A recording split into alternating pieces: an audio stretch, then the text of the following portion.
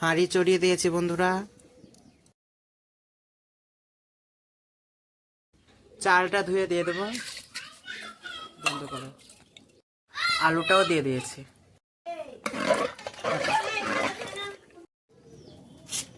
ভাতটা উতলে গেছে, ঢাকনিটা নামিয়ে নেব।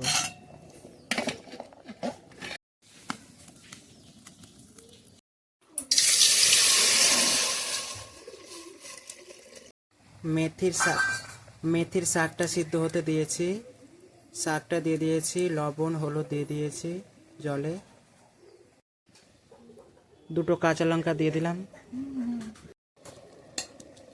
শাকটা আমার সিদ্ধ হয়ে গেছে, এবার আমি ঘেঁটে নেব।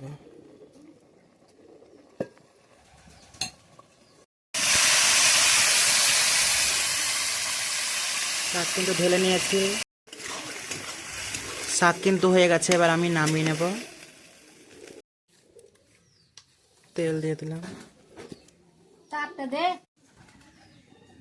লঙ্কা দিয়ে দিলাম, আলুটা ছেড়ে দিলাম, লবণ হলুদ।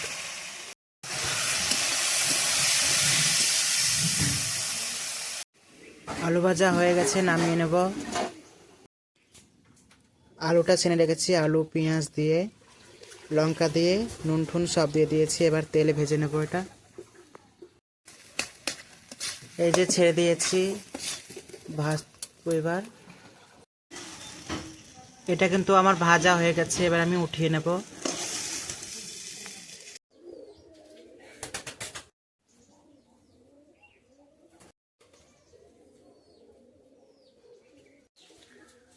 রান্নাগুলো কেমন হয়েছে অবশ্যই কমেন্ট করে জানাবেন।